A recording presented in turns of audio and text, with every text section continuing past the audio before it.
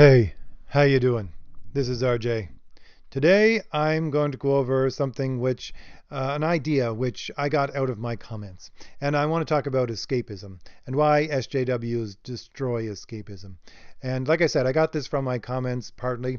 And I just want to say quickly that when you do leave your comments, I read as many of them as I can. You'll know if I read them. I usually like them personally. And if you want to leave a comment for a new topic, you go right ahead and do so. I usually, when people leave ideas for new topics, I usually write them down on a list, and when I've actually acquired enough to do an entire video on them, then I'll get to them. So usually they don't get done right away, but I certainly keep them in the back of my mind. I certainly keep your comments and your ideas for new videos in the back of my mind, so that if I have a chance to do those new videos on those topics, I will. And I'm not like other channels. I don't have a Patreon. I don't have super chats or anything like that. You don't have to give anything to anyone. You just have to put out ideas, because that's why I'm here. I'm trying to get these ideas out there in order to make our comic industry better and share ideas. So that's just a quick note. You want to leave an idea for a topic, you go right ahead and do so in this or any other video. So I wanted to talk about escapism and why SJWs can't write escapism.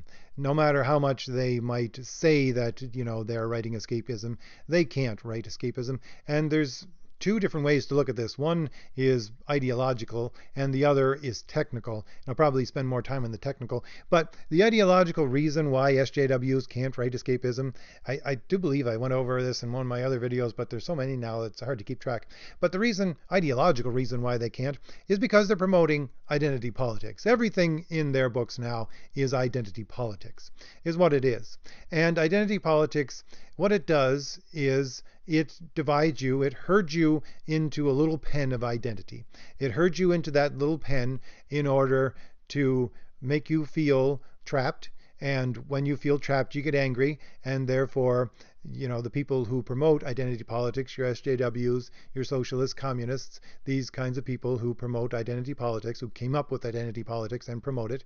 So they put you into this pen, which makes you feel trapped, which makes you feel angry, and they use that anger to point you towards the target that they want attacked, and therefore you attack that target, which is usually another identity group, and therefore it causes violence and strife and hatred, which they want because it will spark in their minds their great revolution, which will bring forth their utopia eventually.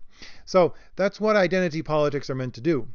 Right? They're to make you frustrated. They're to make you angry so that you can be used as a weapon. And so the reason why the SJWs, who are the useful idiots of socialists and communists, can't write anything that's really escapism, because they don't want you to escape. Of course, you are stuck in this pen. They herd you into a little identity pen. And if you escape from that identity pen, well, you can't be used as a weapon anymore. And that escapism is allowing you to get out of this pen. And so they necessarily have to get rid of the idea of escapism. They have to get rid of it altogether, because, of course, if you're of a certain gender and race, and you're reading a book about another certain gender and race character, and you identify with them, then you're putting yourself in their shoes, and you're saying to yourself in the back of your mind that, hey, I'm not stuck in this little identity pen that people say that I am. And so you are escaping from it. So that's the escapism that they can't handle and they don't want. And this is also why they have this ridiculous idea that, only women can write women, only black people can write black people, and they have to section these people off in order so that they are stuck in their own identity pens as well. And so that they reinforce that idea that you're stuck in your little identity pen, your little identity cell, your little jail that you're stuck in, to make you angry. And again, that's why they have these ridiculous things right now in comics, where they have only people of certain races writing the same race. And this is why also they have idiotic people saying, well, this book isn't for you. We don't put this book out there so you can read it. Why are they saying that? Well, in part they're saying that because Of course, if you're of a different, say, race or gender or anything else, and you're reading a book that is not of your race or gender, then you're disturbing the fact that these people are in their own identity pen, So you are participating in escapism, and you're saying, I want to participate in this escapism, and of course, they can't have that. They can't have that, and they want to get rid of it as much as possible in every way possible. Do you want to pen these people in and make sure that they stay there? So that's why they try to get rid of escapism altogether. But besides that, there's a really basic technical reasons why SJWs can't write escapism. And it's outside of even their ideological reasons why they can't write escapism. And to give you an example of it, I have to go back to just the first book that I ever had edited, right? First book that I wrote, I was writing science fiction fantasy. And when I wrote it, of course, you know the rules before you start. And I knew the rule that usually science fiction fantasy can fudge. You can have more on your word count than a normal book can have. But I wrote like 400 pages. This was huge, and it was way too big. So my editor, we had to chop it down at the first. This is the first thing we did. And I had to take out so much that I had to chop 400 pages down to about 230 pages. Now that's a lot of content to get rid of, and a lot of content to squish together.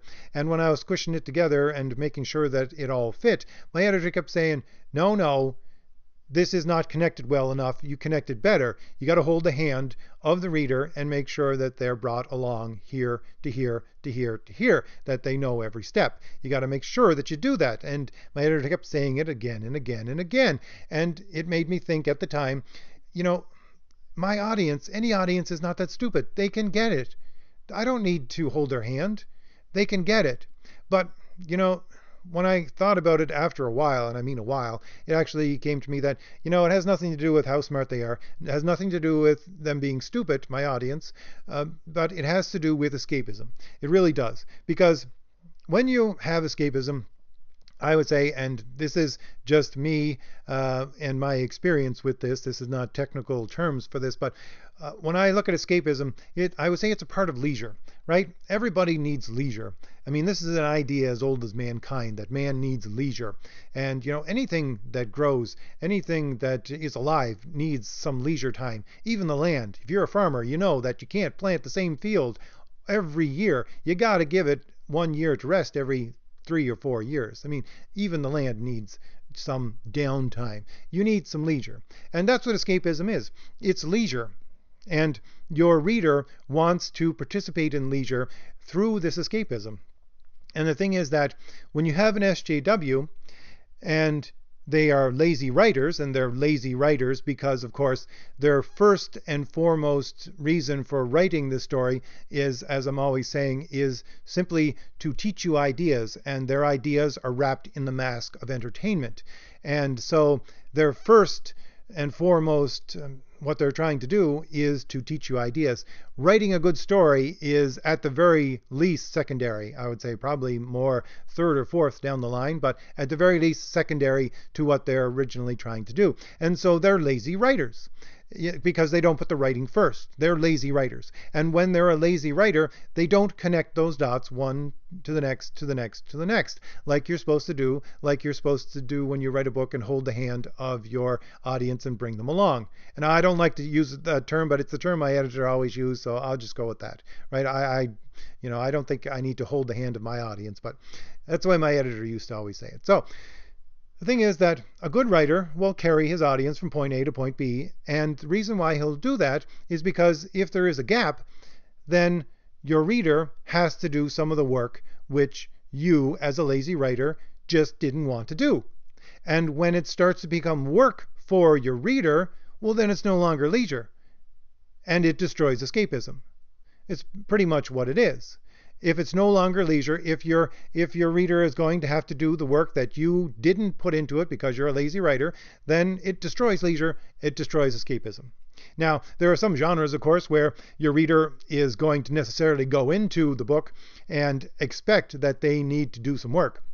You know, if you're doing a mystery, if you're doing a whodunit or something like that, your reader is automatically basically studying the story and trying to figure it out themselves. But if you don't have anything like those specialized kinds of genres, if you just have your normal fiction genre, and I would say comic books would normally fit into your normal fiction genre, then you know, you need to go from point A to point B to point C.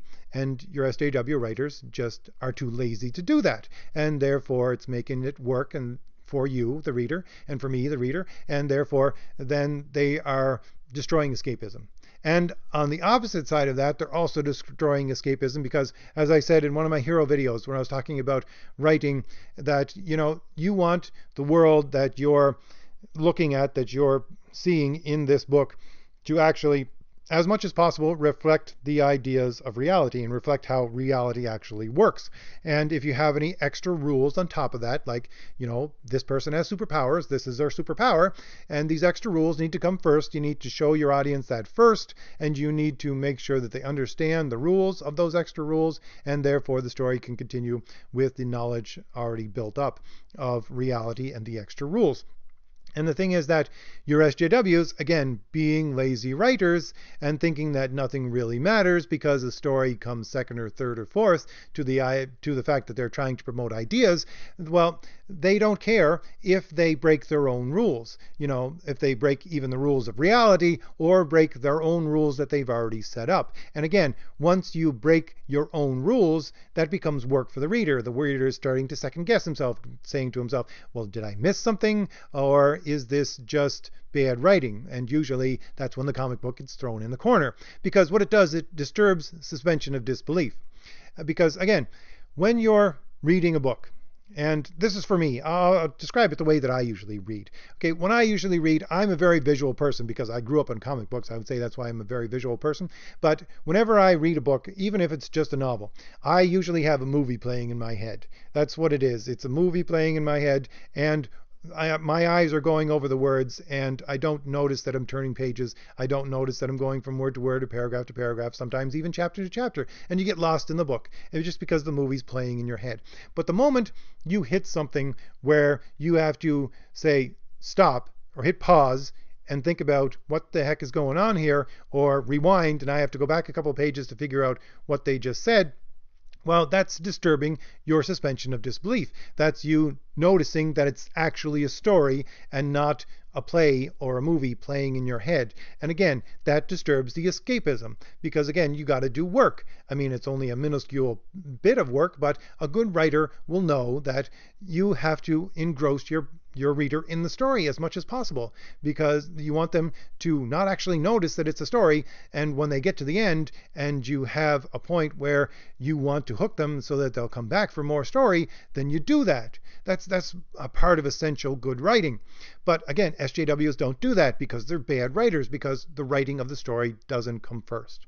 And this, I think, is an important thing to think about, especially for people who are producing new comics today. People who are part of, let's say, our new industry, of our crowdfunded industry that we're trying to promote so that we actually have good comics again. You know, you need to have, at the very least, analyze what and how your reader actually works and how your genre actually works and what escapism is, because, you know, comic books are escapism.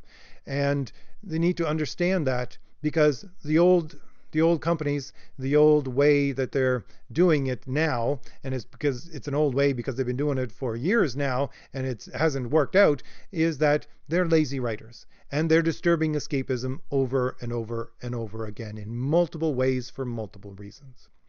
Anyways, I wanted to do this video because, again, that was a great comment that I had left on one of my previous videos about escapism, and I think it's important to talk about. So if I've given you anything new to think about, hit like, hit subscribe, leave me a comment. Leave me a comment for a new video or for something on this video. It doesn't matter. You can leave them here. You can leave them in any other video as well. And you can leave me a comment to give me something new to think about. But as I said, hit like, hit subscribe. If I've given you any new ideas, hopefully we can share these ideas to get our comic industry into a more healthy shape than it is right now. All right. I'll see you later. Bye.